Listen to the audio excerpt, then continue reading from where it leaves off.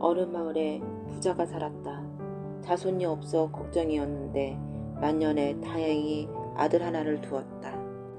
그런데 집안의 많던 재산이 슬금슬금 없어지기 시작했다. 종들이 재산을 훔쳐 달아나기 시작하니 대책이 없었다. 그런데 종 가운데 충심이 남다른 노인 하나가 있어 어떻게든 상전을 먹여 살리려 했으나 한계가 있었다. 주인은 그 종을 떠나보냈다. 늙은 종은 나중에 사정이 다급해지거든 꼭 찾아오라는 말을 남기고 주인을 떠났다. 세월이 흘러서 집안은 완전히 몰락하여 빌어먹는 시세가 되었다. 어린 아들이 동량의 늙은 부모를 공양하니 부모가 그 모습을 두고 볼 수가 없었다. 부모가 지나가는 말로 전날 늙은 종 얘기를 하자 어린 아들이 한번 찾아가 보겠다고 나섰다. 아들은 부모의 걱정을 뒤로 한 채 전날에 충복을 찾아 길을 떠났다. 마침내 그 종이 사는 곳을 찾아가 보니 그 마을에서 제일 부자였다. 종의 자식들은 싫어하는 기색이 역력하였으나 늙은 종은 옛 상전의 아들을 기쁘게 맞이해 정성껏 대접을 했다. 그리고 아이가 길을 떠날 때 그 종이 챙겨준 돈은 거금 3,000냥이었다. 그는 나중에 자식들이 어떻게 나올지 모르니 다시 찾아오지 말라며 뱃사공에 불러 강을 건네주었다. 아이가 돈을 싣고 강을 따라 집으로 걸음을 옮길 때였다. 멀리 강변에 이상한 광경이 보였다.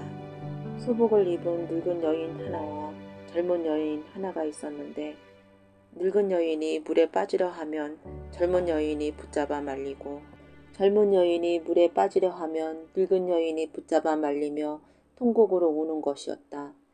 아이는 무슨 일인지 궁금해서 다가가 물었다. 어쩐 일로 이렇게 서로 죽으려고 하시는지요? 아이가 거듭해서 묻자 늙은 여인이 눈물을 흘리며 말했다. 나는 이 고을의 아전의 아내이고 이 사람은 내 며느리랍니다. 내 남편이 나랬던 3,000냥을 쓰고서 갚지 못해 부자가 함께 죽음을 당하게 됐지 뭐요.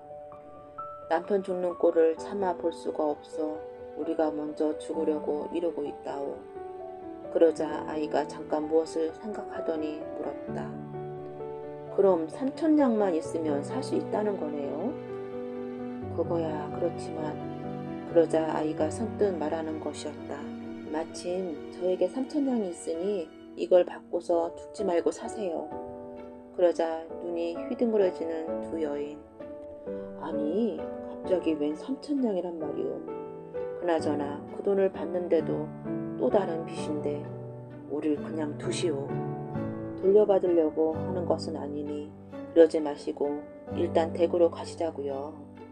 두 여인을 달래어 아전집으로 간 아이는 싣고 가던 3,000냥을 내려주고는 그 집을 나섰다. 아이를 붙잡고서는 어디에 사는 누신지 성함이라도 알려달라는 사람들. 하지만 아이는 그걸 알아서 뭐 하겠냐며 잡는 손을 뿌리치고 훌쩍 떠나는 것이었다. 빈손으로 돌아온 아들은 부모에게 3,000냥을 주어 죽은 사람을 살리고 왔다는 말에 아버지가 말한다. 그래 옳다. 착한 일을 했구나. 세월이 흘러 소년의 나이가 16이 되었다. 그래도 딸을 주는 집안이 있어 소년은 색시를 얻어 함께 살게 되었다. 몇 달 후 노인은 세상을 떠나고 말았다. 내 애가 마주 앉아 눈물을 흘리고 있는 참인데 웬 스님이 찾아와서 하는 말. 보아하니 상갓집 같은데 팥죽 한 그릇만 주오. 팥죽이 있을 리가 없었다. 색시가 주머니를 다 뒤져보니 엽전 한 푼이 나왔다. 그 엽전을 스님한테 전해주니 스님이 고맙게 받아들고서 밖으로 나가더니 얼마쯤 뒤에 다시 돌아와 말했다. 죽은 이를 모실 자리를 잡았는지요? 그렇다면 내가 자리 하나 잡아주지요. 아들은 반색하며 스님을 따라 나섰다. 여기가 정승이 나올 명당이니 이 산재당을 허물고 여기다 묘를 쓰시오. 아이고 스님, 어떻게 남의 재당을 허물고 산소를 씁니까? 그러지 말고 다른 자리 잡아주세요. 잡아줘도 못 쓴다면 뭐 할 수 없지. 그 말만 남겨놓고 사라지는 스님. 갑자기 산중에 혼자가 된 아들은 길을 찾아 헤매는데 마침 불빛이 보였다. 찾아가 보니 커다란 기와집이었다. 문을 두드리니 주인이 맞아들여서 저녁을 대접한다. 저녁을 마치자 주인이 하는 말이 뭐든 좋으니 이야기를 하라고 한다. 전 이야기를 할 줄 모릅니다. 아들이 무심코 꺼낸 얘기가 지난날 강변에서 물에 빠지려는 두 여인을 구한 일이었다. 그 순간 갑자기 안에서 어떤 여자가 들어오더니 아이고 이게 웬일이오 붙잡고서 통곡하는 것이었다. 영문을 몰라 하는 아들에게 보시오 내가 그때 그 여자랍니다. 당신이 돈을 줘서 살아난 그 사람이라고요. 그때 살아서 우리가 이렇게 부자가 되었답니다. 제 식구를 살려준 은인을 찾기 위해 찾아오는 손님마다 이야기를 시켰단다. 듣고 보니 그 산제당 주인이었다. 스님이 그 자리를 산소자리로 잡아줬다는 말에 주인이 하는 말이 헐어도 되고 말고요. 어서 장사를 모십시다. 주인이 앞장서서 장사를 다 치르고 나더니 집을 장만해주고 논밭을 반을 갈라주면서 아래 윗집으로 함께 살자고 하는 것이었다. 두 집안이 서로 어울려 잘 살 적에 하루는 그 아들이 꿈을 꾸었는데 대궐에서 홍패, 백패 3개를 들고 오는 꿈이었다. 아들은 그중 하나를 윗집에 나누어 주었다. 그 뒤 아들 집에는 2 정승이 나고 윗집에는 1 정승이 났다고 한다. 옛날 금술 좋은 한 부부가 살고 있었다. 하지만 둘 사이엔 아이가 생기지 않았다. 부부는 2개의 바위 위에 나눠서 백일기도를 드렸는데 부인은 조원동에 있는 바위에 남편은 연문동 쪽에 있는 바위에서 치성을 드리기로 하였습니다. 백일기도를 드리는 동안에는 서로 만나지 않기로 하며 서로 무사한지 확인할 수 있는 방법으로 통소를 불어 신호하기로 하였습니다. 그리고 100일을 며칠 안 남기고 부인이 그만 병이 나고 말았다. 남편에게 통소를 불어 소식을 전할 기운도 없었다. 그러나 어떻게든 아이를 갖고 싶었던 부인은 끝까지 정성을 다하기로 했습니다. 한편 남편은 통소를 불었는데 아내의 통소 소리가 들리지 않자 불안했지만 며칠만 있으면 기도드린 지 100일이 되기에 아내가 무사하기만 바라며 열심히 치성을 드렸습니다. 그렇게 하여 100일을 다 채우고 다급히 아내가 있는 바위로 달려갔지만 아내는 이미 이 세상 사람이 아니었습니다. 자식을 갖기를 원하다 싸늘하게 죽어간 아내의 시신을 붙들고 한없이 통곡하던 남편은 결국 아내를 그리워하다 세상을 떠나고 말았습니다. 부부가 그렇게 애통하게 죽고 난 뒤 바람 부는 날이면 통소 소리가 들려왔다고 합니다. 부부의 애안이 깃든 곳이 바로 할미 통소바위, 하라비 통소바위인 것입니다. 옛날 어느 고을에 양반이 살고 있었다. 양반이 한약으로 갈 적에 마부로 고른 종이 막동이었다. 양반이 길을 떠나면서 슬쩍 한마디 한다. 이놈아, 한양이 어떤 데인 줄 알아? 눈뜬 사람 코베 간다는 곳이여. 이놈아 조심여. 에구, 그런 무서운 곳이 다 있어요? 질에 질겁한 표정을 짓는 막둥이를 내려다보면서 에헴 하지만 좋은 건 딱 여기까지였다. 이제 그를 기다리고 있는 것은 막둥이한테 속절없이 당하는 일일 뿐이었다. 어떤 식인가 하면 이런 식이었다. 상전이 딴전 피는 사이 도시락을 꺼내 먹고 술이 시지 않나 맛보랬더니 맛난 술을 혼자 다 먹어버리고 밥상 숟가락을 뜨겁게 달고 놓고서 상전이 놀라서 부르자 냉큼 밥상 내가서 제가 다 먹고 그럭저럭 한양에 다다르자 막동이가 이번에는 상전의 말을 팔아먹는다. 상전이 발견한 것은 얼굴을 가린 채 말고삐를 붙잡고 있는 종이었다. 이게 뭐하는 짓이냐? 말은 어디 갔어? 엥? 말이 없어졌어요? 한양은 눈뜬 사람은 코베 간다는 곳이라기에 이렇게 꽁꽁 싸매고 있었더만. 막둥이를 요절내고 싶었으나 그놈의 깨가 말짱한지라 만만치 않았다. 그때 떠오르는 생각. 옳지. 요 녀석 글을 모르렸다. 막둥이 우통을 벗기고는 등짝에다 뭐라고 글을 써주면서 자기는 일을 보고 갈 테니 먼저 본가로 내려가라고 명하는 것이었다. 내가 막둥이 놈 때문에 봉변을 당했으니 이 글을 보는 대로 당장 이놈을 죽여 없애라는 것이었다.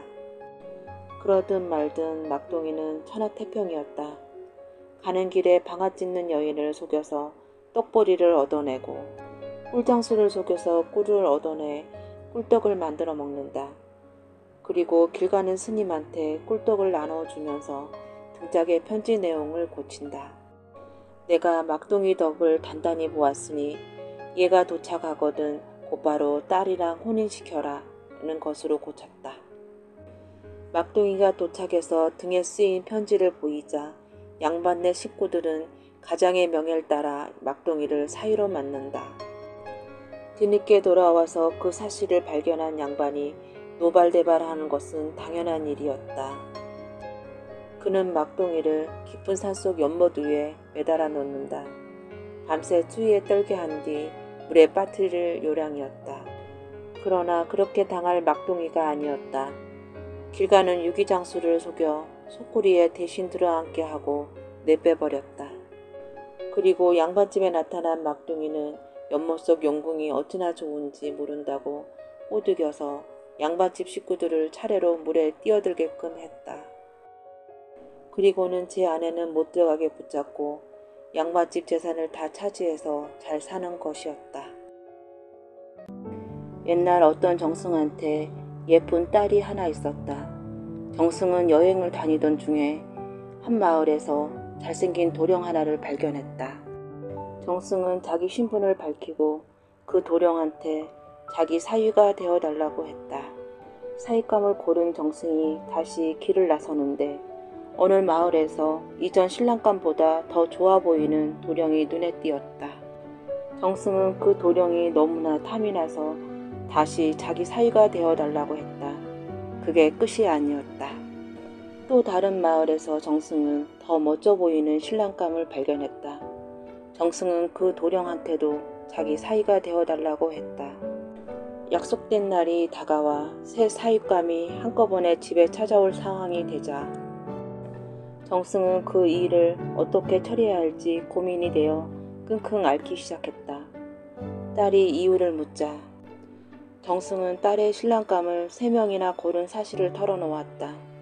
그러자 처녀가 하는 말, 새 사람이 오면 내가 알아서 처리할 테이니 걱정하지 마세요. 이윽고 약속된 날이 되자 신랑감 셋이 한꺼번에 정승집에 들이닥쳤다. 자기가 정승의 사위가 된 것으로만 알고 있던 세 사람은 색시가 한 사람의 신랑감 셋이라는 사실을 알고는 기가 막혔다. 그때 처녀가 세 사람한테 차례로 술을 따라주면서 이렇게 말하는 것이었다. 제가 세 분을 남편으로 삼을 수 없으니 한 분을 골라야 합니다. 세 분한테 각기 1000냥씩 드릴 테니 각자 최고의 물건을 구해서 오세요. 제일 좋은 물건을 구해온 분은 저의 랑군으로 삼겠습니다. 세 사람이 보니 정승의 딸이 몹시 아름다운 데다가 똘똘하기 그지없었다. 그녀를 꼭 아내로 삼겠다고 생각한 세 사람은 각기 1000냥씩을 가지고 세상의 최고의 보물을 찾아 길을 나섰다. 한 사람은 천하를 두루 탐색한 끝에 마침내 듣도 보도 못했던 보물을 찾아냈다. 하늘을 날 수 있게 하는 도구였다. 거기에 올라타면 먼 거리를 훌쩍 날아갈 수 있었다. 두 번째 신랑감도 사방을 열심히 찾은 끝에 1000냥을 주고서 신기한 물건을 구했다. 그것은 방금 죽은 사람을 살려낼 수 있는 배였다. 세 번째 신랑감이 구한 것도 그에 못지않는 보물이었다. 그것은 보고 싶은 사람의 생일을 적으면 그 모습이 나타나는 신기한 거울이었다. 세 사람은 보물 구해서 돌아오는 길에 서로 딱 마주쳤다. 세 사람은 각기 자기가 구한 보물이 최고라고 자랑하기 시작했다. 그때 거울을 구한 사람이 정승딸의 생일을 적자 거울에 정승달의 모습이 보였다. 살펴보니 정승달은 그새 병이나 막 숨이 넘어간 상황이었다. 깜짝 놀란 세 사람은 한 사람이 구한 기구에 올라타서 하늘을 날아 정승집으로 향했다. 그들이 정승댁에 이르고 보니 사람들이 울고불고 야단이었다. 사람들 사이 헤치고 들어간 세 사람은 한 신랑감이 구한 배를 정승딸에게 먹였다.